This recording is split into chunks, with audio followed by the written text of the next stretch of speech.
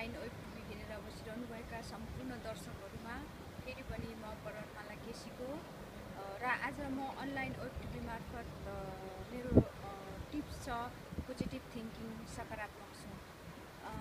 हामी सबैलाई थाहा भएकै कुरा हो, नकारात्मक सोच्नु हुँदैन, नकारात्मक कुरा राम्रो हुँदैन भन्ने कुराहरू। तर पनि हामीले हाम्रो यो दिनहुँको जीवनमा हामीले यसरी नै हामी चल्न सक्दैनौँ, सकारात्मक कुराहरू हर क्षण सोच्न सक्दैनौँ। र यहीसँग सम्बन्धित म एउटा उदाहरण दिएर कुरा अगाडि बढाउन चाहे। सपोज हामीसँग एउटा सफा ब्याग छ, झोला छ, त्यसमा हामीले केही नराम्रो सामानहरू, कुहिएको सामानहरू हाल्यौँ अनि त्यसलाई बन्द गरेर राख्यौँ अनि फेरि भोलि पनि त्यही ब्याग खोलेर त्यस्तै सामानहरू हाल्न थाल्यौँ, पर्सि पनि त्यस्तै सामानहरू हाल्न थाल्यौँ अनि अरू पनि आएर त्यही ब्यागमा त्यस्तै सामानहरू भर्न थाल्नुभयो। अनि एक दिन त्यो झोला यसरी भरिन्छ अनि त्यहाँबाट हामीले सामान खोलेर त्यो झोला खोलेर केही सामान निकाल्न खोज्यौँ भने तपाईँहरू आफै भन्नुहोस्, पक्कै पनि सबैलाई थाहा भएकै कुरा, त्यहाँबाट दुर्गन्ध त्यस्तै खालको बिग्रेको सडेको गलेको कुराहरू नै हाम्रो हातमा आउने गर्छ।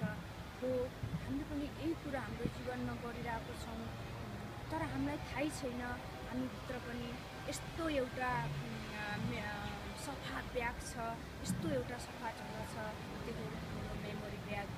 हामीले आफ्नो मेमोरीभित्र यति धेरै नकारात्मक कुराहरू भर्ने गर्छौँ, यति धेरै सडे गलेको कुराहरू हाल्ने गर्छौँ ताकि हामीलाई त्यो जीवनसँग कुनै आवश्यकता छैन, हाम्रो लागि कुनै महत्त्व नै छैन।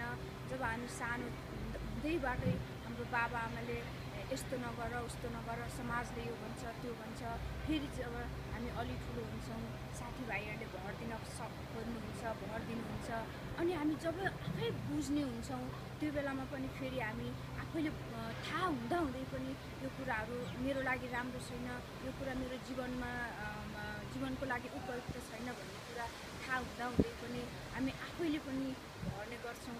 र एक दिन हाम्रो मेमोरी ब्याग यसरी भरिन्छ, यसरी कुहिएको सामान जसरी बाहिर राखेको झोला भरिन्छ त्यसरी नै यस्तरी सडाउन थाल्छ, यसरी गलाउन थाल्छ नेगेटिभ कुराले भित्रै। अनि त्यसपछि हामी आफैले आफैलाई डर, भय, चिन्ता, आत्मग्लानि हुने, अनि केही गर्न लाग्यो भने पनि साहस नआउने, मैले गर्न सक्दिनँ कि, मेरो काम होइन, अथवा मैले भोलि बिग्रियो भने मलाई कसैले केही भन्छ कि भन्ने यस्तो नाना थरीको यावत नकारात्मक कुराहरू आउने गर्छ।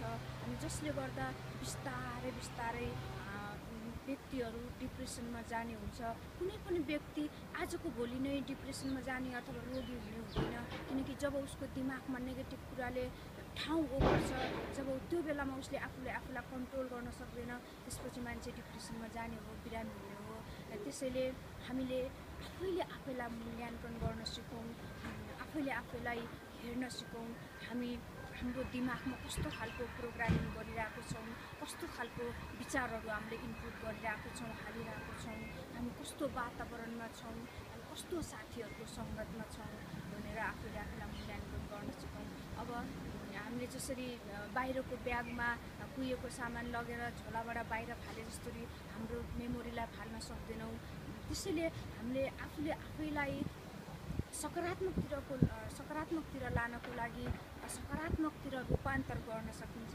अब जस्तै हामीले आफूलाई सबैभन्दा मेन कुरा त आफूभित्र एउटा बदलिन्छु भन्ने एउटा साहस हुनु पऱ्यो, एउटा सङ्कल्प लिनु पऱ्यो। त्यसपछि आफूले आफ्नो विचारहरूलाई बदल्नु पऱ्यो। अनि यस्तो भिडियोहरू हेर्न सकिन्छ जसले आफूलाई मोटिभेट गरोस्, यस्तो सेमिनारहरू हेर्न सकिन्छ, यस्तो व्यक्तित्वहरूको कुराहरू सुन्न सकिन्छ, आफूलाई पनि ऊर्जा थपियोस्, त्यस्तै साथीहरूको सङ्गत गर्न सकिन्छ जसले आफूलाई पनि उहाँहरूलाई देखेर साथीहरू जस्तै बढ्ने आत्मविश्वास बढोस्। र राम्रो बुकहरू पढ्न सकिन्छ, राम्रो कुराहरू सुन्न सकिन्छ, यसले हाम्रो आत्मविश्वास बढाउँछ। यसले गर्दा हामी सकारात्मकतिर जान सुरु हुन्छ र जुनै पनि कुरा लगातार रेगुलर रूपले हामीले गऱ्यौँ भने हामी त्यो कुरा सफल हुन्छ।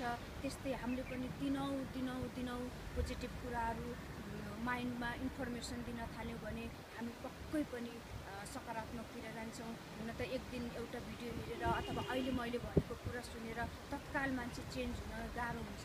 तर पनि कुनै पनि कुरालाई रेगुलर रूपमा गऱ्यौँ भने हामी पक्कै पनि सफल हुन्छौँ। त्यसैले पोजिटिभ सोच्नुहोस्, पोजिटिभ पढ्नुहोस् र सबै पोजिटिभ बन्यौँ भने हाम्रो आत्मविश्वास बढ्न थाल्छ। र सबैलाई म यही भन्न चाहन्छु, हस् त, नमस्ते। अर्को पटक फेरि नयाँ टिप्स लिएर आउने नै छु। हाम्रो अनलाइन वेब टिभी हेर्दै रहनुहोला र मेरो भिडियोहरू अनलाइन वेब टिभीबाट प्रसारण हुने भएकोले अनलाइन वेब टिभीलाई सब्सक्राइब गरिदिनु होला। अनलाइन वेब टिभी फेसबुकमा लाइक गरिदिनु होला र मेरो फेसबुक पेज पर्वतमाला कृषिमा लाइक गरेर त्यहाँबाट पनि धेरै सकारात्मक कुराहरू तपाईँले फाइदा उठाउन सक्नुहुन्छ। हेर्दै रहनुहोला। हस् त।